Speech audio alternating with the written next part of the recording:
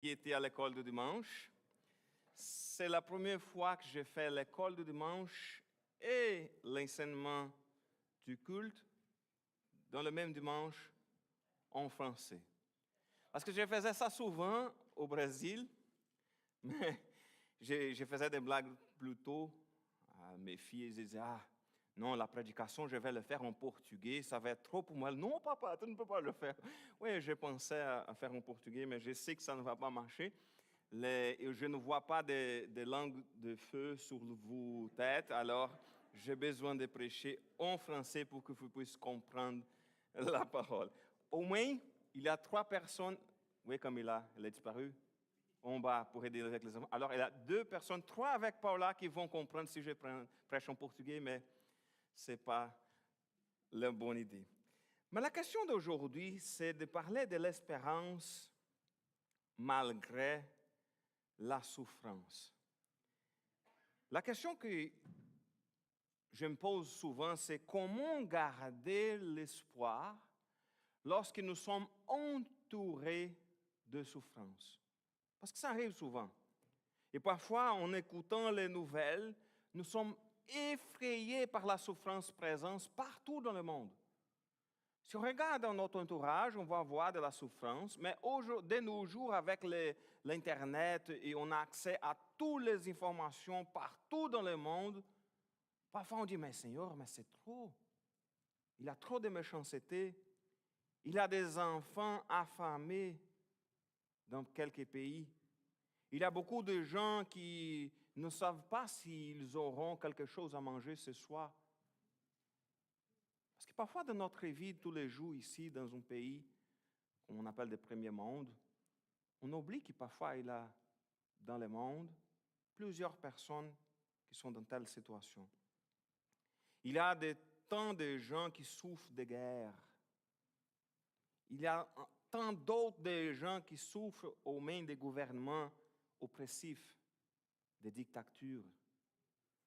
Parfois, dans nos vies de chaque jour ici, on peut quand même parfois oublier que ce genre de choses existent et qu'il y a beaucoup de monde dans la souffrance.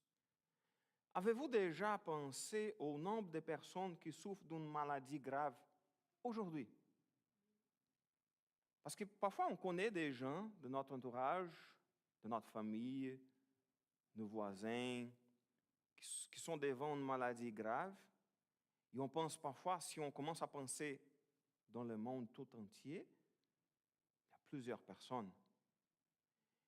Combien de personnes, par exemple, sont victimes de violences chaque jour? J'ai cherché le chiffre pour vous parler parce que je sais que dans vos pays, de quelques pays, des origines ici différentes, mais dans mon pays, je sais que le chiffre est gros.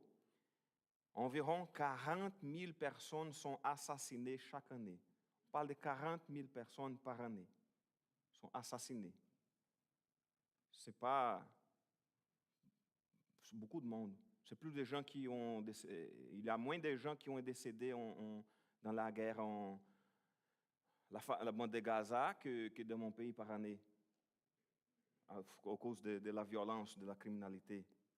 Mais on n'a besoin pas d'aller si loin. Cette semaine, je ne sais pas si vous avez vu dans les nouvelles, une femme a été poignardée à plusieurs reprises alors qu'elle se promenait dans un sentier boisé ici dans le quartier de Chomedey. C'était ici proche, je ne sais pas exactement, mais ce n'est pas si loin d'ici. C'est proche de la boulevard Notre-Dame ou proche d'où était l'Illumini. Alors elle marchait à 7h30 le soir, était attaquée par hasard. Au hasard. Ce n'était pas une chose choisie. Mais ces choses arrivent. Les gens souffrent tout autour de nous. Beaucoup de monde dans la souffrance. Mais comment ne pas perdre, je répète la question, comment ne pas perdre l'espoir face à tant de souffrance? C'est ça la question. Je vais vous montrer une vidéo mais pas maintenant, Amélie, attends un petit peu, qui m'a beaucoup touché il y a quelques jours. Mais d'abord, je vais vous mettre un peu le contexte de cette vidéo. Je vais vous montrer une autre vidéo pour donner le contexte. Alors, comme la plupart d'entre vous le savent, un État brésilien au sud de notre pays a été durement touché par des inondations au mois de mai. Mais il a encore, le niveau de l'eau est encore très élevé. Mais durement touché par des inondations au mois de mai, mais je vais vous demander le premier vidéo pour montrer un peu. Ça, c'est une ville qui s'appelle, il va montrer le nom de la ville. J'ai coupé même le son parce que la personne parle en portugais, alors ça ne servait pas. Mais je vais montrer le vidéo pour donner une idée de ces bateaux-là, ces petits bateaux-là sont dans des avenues, des boulevards. Vous commencez la vidéo? Regarde.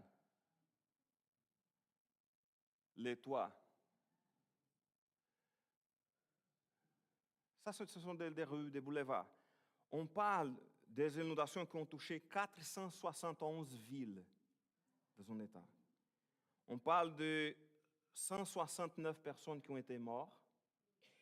Et on parle de plus de 600 000 personnes déplacées. 600 000 personnes à cause des inondations. Alors, c'était vraiment catastrophique. Un autre aspect important à souligner, que ça, c'est différent de chez nous, parce que vous pouvez penser, ah, ok, mais les assurances vont avoir du travail. Pas du tout. Parce que dans mon pays, c'est rare d'être quelqu'un qui a une assurance pour la maison. Presque personne dans notre pays n'a d'assurance pour sa maison. C'est-à-dire que les gens ont tout perdu, ils vont répartir de zéro. Mais le niveau de l'eau, il a commencé à baisser et certaines personnes ont commencé à rentrer chez elles pour comme dire, OK, je vais voir comment ça va chez moi. Et la vidéo que je vais montrer, c'est exactement une famille. Et ça, il a le son, je vais vous aider un peu. Il montre la famille qui retourne chez elle pour voir l'état de la maison. Ce sont des chrétiens. Vous pouvez mettre la vidéo avec le son. Assim está a casa. Ils disent, voici ma maison. Mais il mentionne le psaume 125, ceux qui se confient en l'Éternel sont comme la montagne de Sion, elle ne chancelle point, elle s'affermit pour toujours. Il a dit que la certitude que le Seigneur va rebâtir sa maison, et il va commencer à louer. Je ne sais pas si vous connaissez ces chants en français, je le connais. Tu es fidèle tout le temps.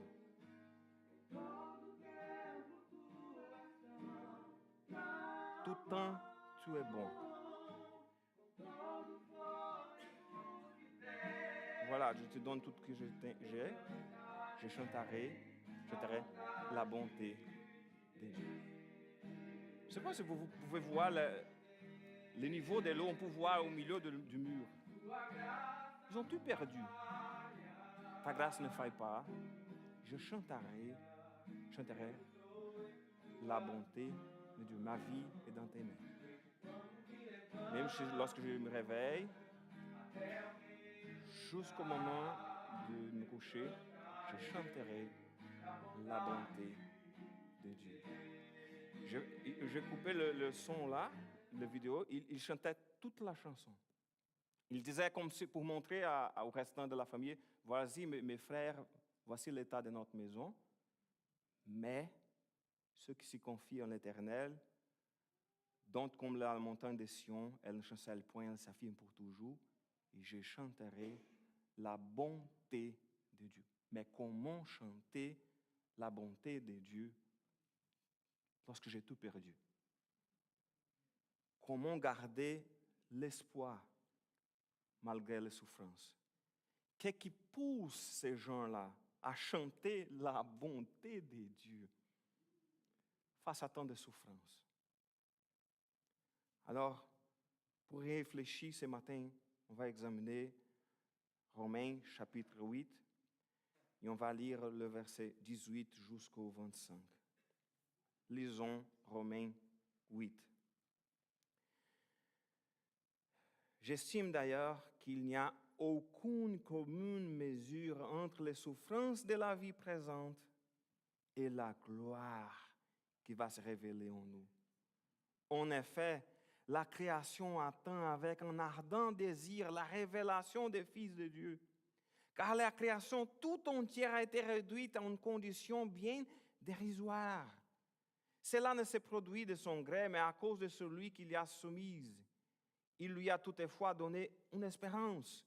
C'est la création elle-même sera délivrée de l'esclavage, de la corruption pour accéder à la liberté que les enfants de Dieu connaîtront dans la gloire.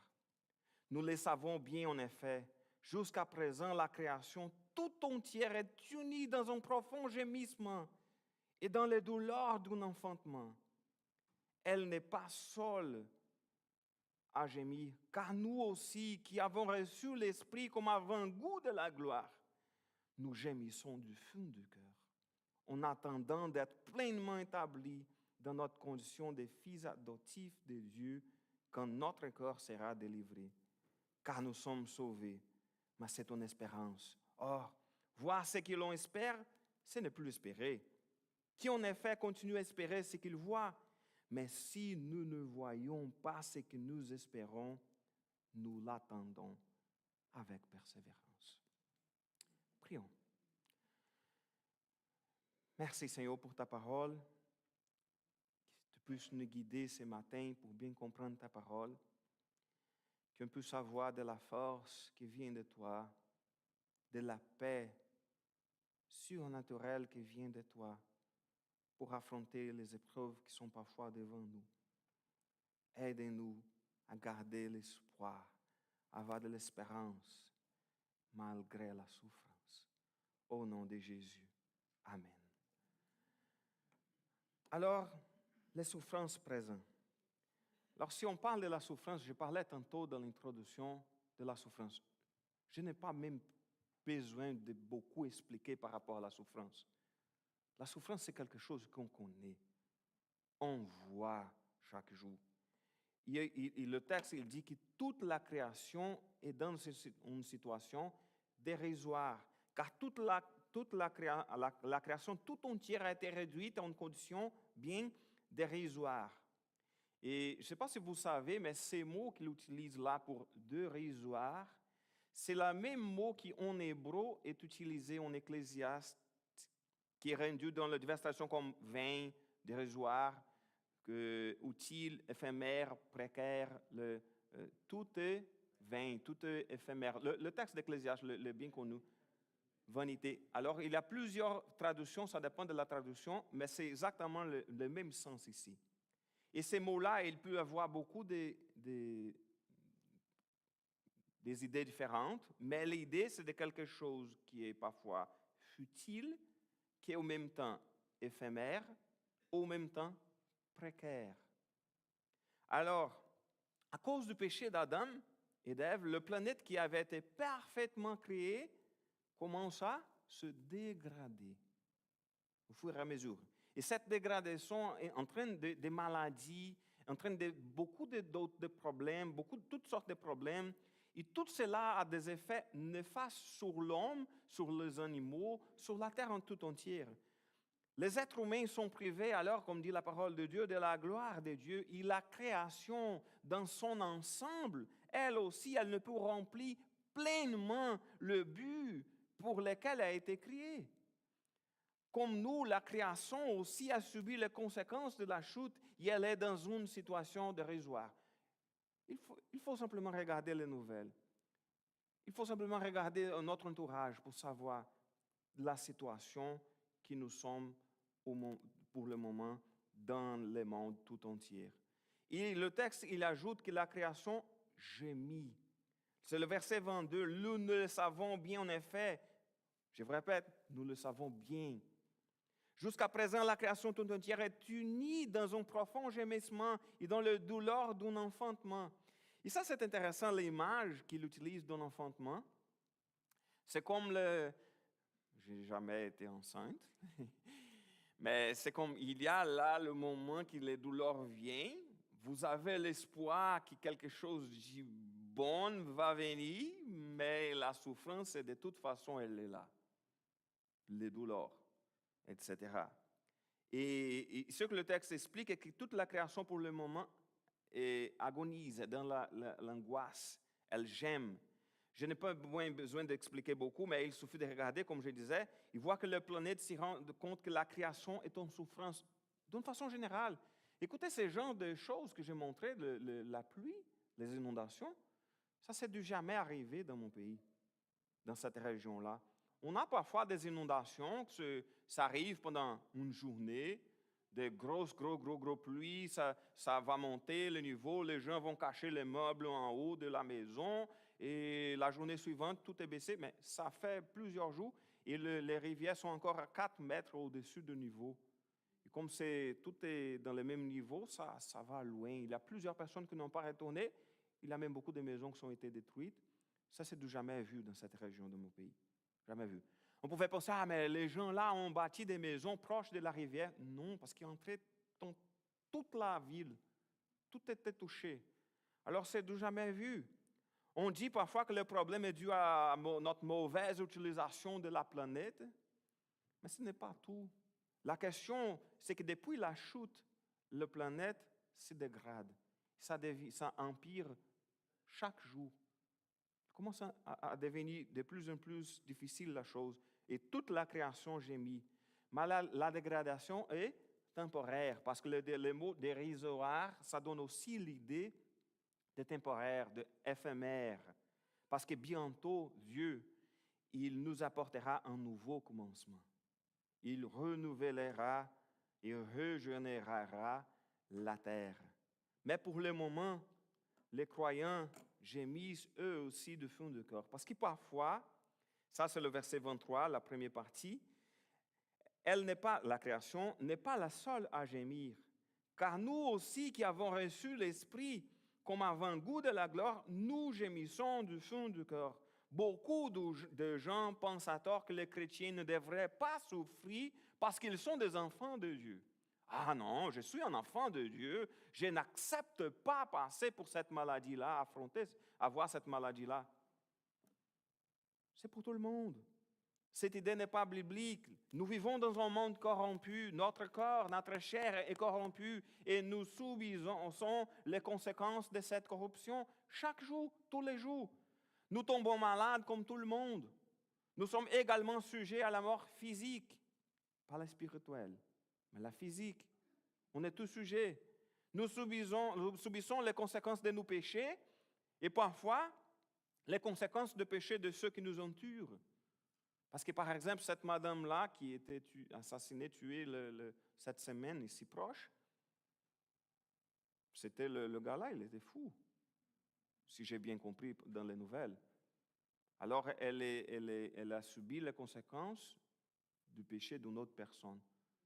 Parce que si on est ici, dans ce monde, on va subir toujours les conséquences soit de notre corps qui est corrompu, soit de notre péché, soit du péché des autres personnes qui sont autour de nous. Mais le texte, il parle aussi de la présence du Saint-Esprit. Et il faut toujours nous rappeler que le Saint-Esprit, la présence du Saint-Esprit, ne nous met pas à l'abri des conséquences terrestres du péché. On est protégé de la conséquence éternelle du péché, c'est-à-dire la mort spirituelle. On a la vie éternelle, mais on va toujours avoir les conséquences du péché ici sur la terre, ici sur cette planète.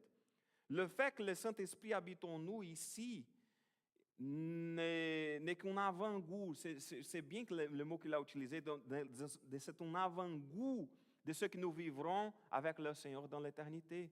Oui, c'est un gros privilège d'avoir le Saint-Esprit en nous. Oui, il est en nous, mais nous sommes encore ici. Nous ne sommes pas encore au ciel. Ça va arriver un jour, mais nous ne sommes pas là encore. Même si sa présence en nous nous aide, et elle nous aide, elle nous fortifie, elle nous donne parfois de la joie dans les épreuves, elle nous donne de la paix, même dans le moment le plus difficile de notre vie. On va toujours continuer à gémir du fond du cœur parce que les épreuves sont là. Le Seigneur va nous donner de la force, il va nous donner de la sagesse, il va nous donner de la paix, mais les épreuves, elles sont là, elles ne vont pas disparaître. D'une façon générale, l'agir de Dieu, il va agir plus souvent par les choses naturelles, et c'est parfois, lorsque c'est sa volonté, qu'il va agir d'une façon surnaturelle. Mais ça, ce n'est pas tous les jours, ce n'est pas tout le temps. Dieu nous a appelés non seulement à croire en Jésus, son Fils, mais aussi à souffrir pour lui. Lorsqu'on parle de l'Église persécutée, ils sont là. Mais parfois, on va dire, écoute, mais ces gens-là, ils sont dans la souffrance parce qu'ils sont des croyants. Mais oui, mais ils ont de la joie de connaître le Seigneur. Je sais parce que j'ai déjà parlé avec eux. C'est de la joie d'appartenir au Seigneur malgré les épreuves, malgré la souffrance. Dans ce monde, tout au long de notre vie, nous pouvons endurer beaucoup de peines, de souffrances, des épreuves. Même dans ce monde, Dieu il peut nous bénir aussi richement au travers de nos souffrances. Il le fait. Il nous fortifie dans sa grâce. Il nous fortifie dans notre foi. Il nous encourage à persévérer dans notre foi avec patience, avec persévérance. Par ces épreuves, parfois, le Seigneur purifie nos âmes, purifie notre cœur. Et parfois, dans ces épreuves, il va travailler en nous pour changer notre vie, pour travailler notre humilité, pour travailler notre caractère, pour changer notre vie. Pour toutes ces choses, pour bien d'autres choses, Dieu continue à nous préparer. Parce que notre but de vie n'est pas ici. Il continue à nous préparer pour la gloire future et éternelle. Et ça, c'est intéressant parce que c'est le verset, je crois, le plus connu de ce texte qui va parler que c'est une gloire incomparable à tout ce que nous avons connu. C'est bien supérieur à toutes nos souffrances. C'est le verset 18. J'estime d'ailleurs qu'il n'y a aucune commune mesure entre les souffrances de la vie présente et la gloire qui va se révéler en nous. C'est comme, il n'y a pas de comparaison. C'est hors de comparaison. Si nous mettions comme si on mettait toutes les... Est-ce que vous vous rappelez des anciennes balances pour mesurer les choses? Qu'on mettait les affaires d'un côté, et on mettait le poids de l'autre côté, et lorsqu'elle était équilibrée, voilà, ça c'est le poids des fruits qu'on achetait. Je ne sais pas si s'il y avait ici ce même genre de balance. Je ne suis pas si vieux, c'est ma grand-mère qui me parlait de ça. Non, je ne blague. Et si on mettrait toutes nos souffrances d'un côté, toutes les souffrances de tout le monde tout entier, et la gloire future de l'autre côté, cette balance se briserait. Se briserait. Parce que cette gloire est si grande que toutes les souffrances de ce monde additionnées ne pouvaient pas lui être comparées. C'est ça la question. Ni même présenter un contraste adéquat. Non, la balance n'est même pas comme ça. Elle va être complètement brisée. Parce que cette gloire dépassera de loin nos épreuves actuelles. Ainsi, sachant que Dieu est fidèle, nous avons une espérance éternelle en lui et ses promesses infaillibles. C'est-à-dire qu'on va voir les choses, on va garder un espoir pour quelque chose qui va venir dans le futur et qui est bien supérieur à nos souffrances. Il y a même Pierre, je ne me rappelle plus, c'est 1 Pierre, 2 Pierre, il va parler exactement du poids de nos épreuves, de nos souffrances et le poids de la gloire. C'est comme, on ne peut pas comparer. Et la création, elle sera alors délivrée de l'esclavage. À la fin du verset 20, il lui a toutefois donné une espérance. Et quelle est l'espérance présente au verset 21? C'est que la création elle-même sera délivrée de l'esclavage et de la corruption. Parfois, on parle de nouveau ciel, nouvelle terre, on parle de la nouvelle création, on parle du ciel, et on oublie qu'il n'est pas simplement question de nous, les enfants de Dieu, il est question aussi de la création. Un jour, Dieu changera cette situation pour le mieux. Un moment qui est prédéterminé par Dieu, on ne connaît pas, le Seigneur régénérera ce monde. Il libérera la terre de l'esclavage, de la corruption. Le Seigneur restaurera toute la création afin qu'elle ressemble à sa création originale, parfaite, c'est-à-dire avant la chute. Alors, la nouvelle terre deviendra une demeure convenable pour les enfants rachetés de Dieu. Et c'est là qu'on va habiter. Alors, la terre libérée et les enfants de Dieu libérés se réjouiront ensemble dans le Seigneur. Et nous serons pleinement établis comme enfants de Dieu. Et ça, c'est important. C'est à la fin du verset 23, il parlait de que nous gémissons du fond du corps. en attendant quoi? D'être pleinement établis dans notre condition de fils adoptifs de Dieu quand notre corps sera délivré. Parce que parfois, il y a plusieurs choses qu'on parle on discute dans le royaume de Dieu, c'est le déjà, on a déjà un avant-goût, on a déjà le royaume de Dieu dans une petite portion, mais on va l'avoir dans sa plénitude dans l'avenir, dans le ciel, dans la gloire de Dieu. Alors, on est déjà les enfants, nous sommes déjà les enfants de Dieu. Mais notre cœur mortel, corrompu, notre chair ici, ça nous dérange encore beaucoup. Ça nous cause encore beaucoup de problèmes. Mais c'est là, lorsqu'on va être pleinement établi dans notre condition, c'est-à-dire pleine. Parce que le royaume de Dieu, on est dans le Seigneur est notre roi. On vit le royaume de Dieu. Notre rôle, c'est d'éclater partout dans le monde le royaume de Dieu, de rayonner partout. Mais nous, on n'est pas encore dans la plénitude du royaume de Dieu. On ne vit pas pleinement le royaume de Dieu parce qu'on est ici, dans les conséquences de vivre sur cette terre. Chaque enfant de Dieu attend avec impatience le jour où le Seigneur nous délivrera de nos douleurs, de nos peines, de la vie terrestre actuelle. Avec joie, espérance et patience, nous les croyants, on attend avec impatience le moment où le Seigneur transformera notre corps mortel terrestre pour avoir un nouveau corps ressemblable au corps glorieux de Jésus. Et parfois aussi, ça me pose beaucoup de questions. C'est même la question que je posais dans le bulletin. Mais est-ce on a vraiment cette espérance? Est-ce qu'on attend vraiment avec impatience, comme l'apôtre Paul disait? Ou parfois on est trop attaché à les choses de la terre qu'on pense, non Seigneur, pas maintenant, attends un petit peu. Parfois, lorsqu'on a beaucoup de problèmes dans la vie, oh, viens Maranatha, viens Seigneur Jésus, viens me chercher parce que c'est trop difficile. Mais si on est en vacances, un bel voyage, tout va bien, Seigneur, attends un petit peu, pas maintenant.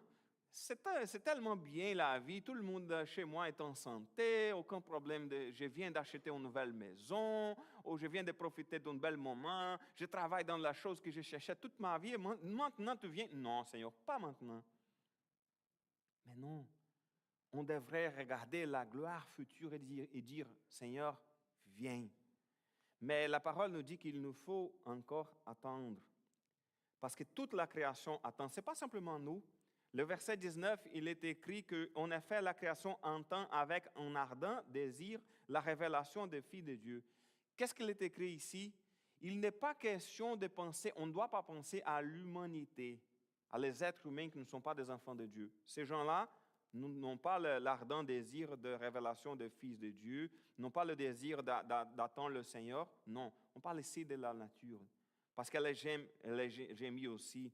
Il envisage toute la création, comme si la création aspirait au jour où Dieu achèvera la rédemption de tous ses enfants pour mettre tout le monde ensemble. Et toute la création verra se révéler dans notre vie et notre caractère, le Seigneur Jésus-Christ.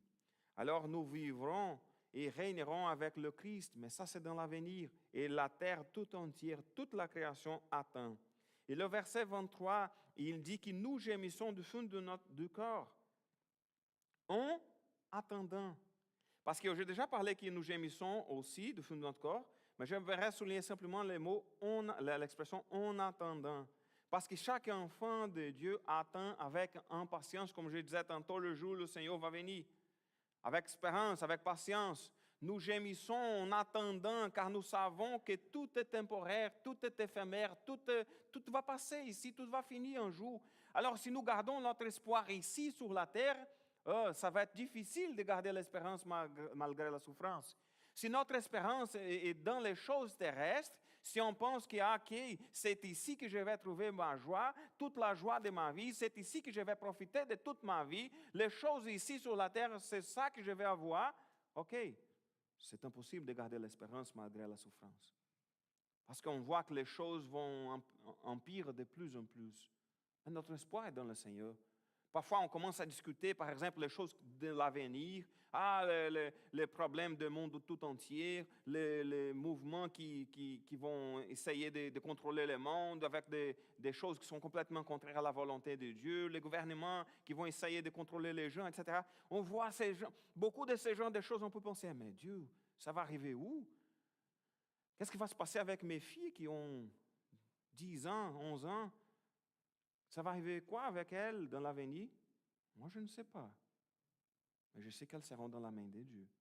Ça suffit. Gardons notre espoir dans l'avenir. Nous gémissons, on attend. Mais je le répète, est-ce que nous aimons trop ce monde ou aspirons-nous vraiment au retour de notre Seigneur? Nous sommes sauvés en espérance, car nous sommes sauvés, mais c'est en espérance. Oui, écoute, lorsque Dieu nous a sauvés par la foi en Jésus, il nous a sauvés dans l'espoir ou l'assurance absolue de la vie éternelle. Il est question de vivre ici avec la certitude de cette espérance-là. Nous sommes déjà sauvés avec cette espérance. Et c'est cette espérance qui va nous garder en vie, qui va garder l'espoir, qui va nous garder en paix, qui va nous garder bien pendant toutes les épreuves parce qu'on sait que ça n'est pas tout. On va profiter du ciel encore avec Jésus. La vie, la mort, la résurrection de Christ garantissent à toute personne qui appartient à Jésus sa justification complète aux yeux de Dieu. Alors, la vie éternelle, le ciel, le paradis. Ceux qui sont habités comme nous par le Saint-Esprit de Dieu, on a une espérance assurée que Dieu va accomplir ce qu'il a commencé dans notre vie par son Saint-Esprit. Alors, on attend la rédemption finale et la glorification. Et ça, c'est intéressant parce que nous espérons ce que nous ne voyons pas. Oui, parce qu'on ne voit pas le ciel, on n'a pas vu Jésus sur la croix. Parfois, on se pose la question, mais c'est quoi l'avenir? C'est quoi qu'est-ce qu'on va voir? Qu'est-ce qui va se passer? Nous ne savons pas. Mais le texte dit qu'or, voir ce que l'on espère, ce n'est plus espérer. Qui en effet continue à espérer ce qu'il voit? Nous espérons quelque chose qu'on ne voit pas. Mais ça me fait rappeler Hébreux 11, 1, qui dit ceci. La foi, c'est une façon de posséder ce qu'on espère. C'est un moyen d'être sûr des réalités qu'on ne voit pas. Alors même si je ne vois pas le ciel, même si je ne vois pas Jésus qui est ressuscité, même si je ne vois pas Dieu le Père à mes côtés, je sais qu'il est là. Même si je ne connais pas le paradis, je sais que je vais y aller. Même si je n'ai pas vu le sacrifice de Jésus, je sais que son sang m'a lavé de tout péché et j'ai pu aller directement à Jésus, à mon Père, vers Jésus, parce qu'il a tout pardonné, mes péchés. Et le défi pour notre vie, c'est attendons avec persévérance. Parce qu'il est écrit au verset 25, mais si nous ne savons pas ce que nous espérons, nous l'attendons avec persévérance. Et ça, c'est le défi pour nous aujourd'hui.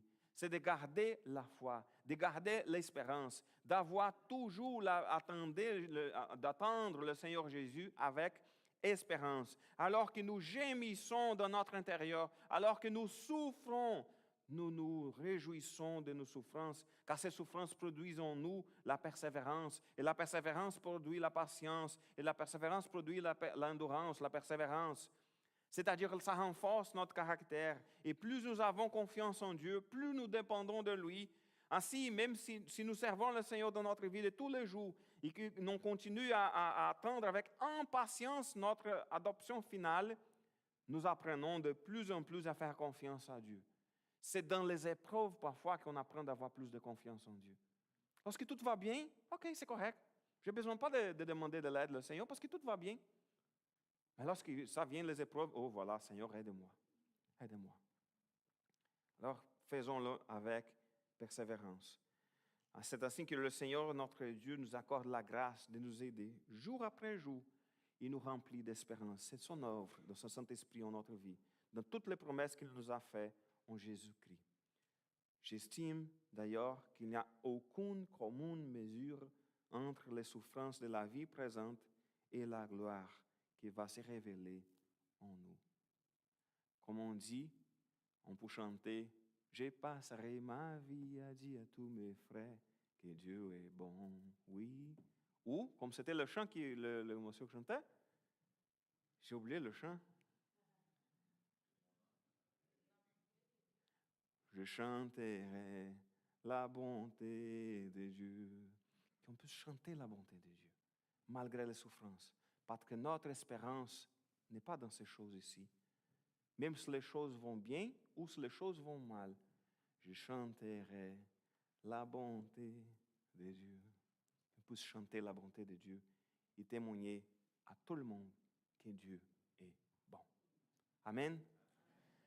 Alors, on va prier, mais avant, un petit rappel qui c'est tellement important. J'ai pensé à dire c'est le meilleur moment du dimanche, mais ce n'est pas vrai. Mais c'est quand même très important qu'on a le café et biscuits au sous-sol. C'est pour avoir.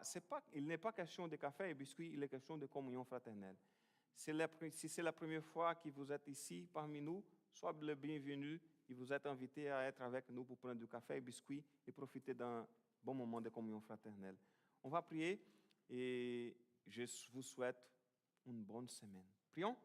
Merci Seigneur pour ce dimanche, merci pour la belle occasion que nous avons d'écouter ta bonne parole, que tu puisses donner à chacun d'entre nous de plus en plus l'espérance malgré la souffrance. Qu'on puisse, au lieu de regarder envers les situations difficiles de notre vie, on puisse regarder toujours vers toi.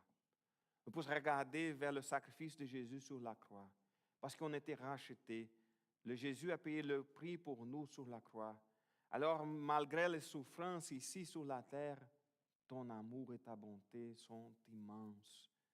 Tu as envoyé ton Fils unique pour mourir à la croix à notre place.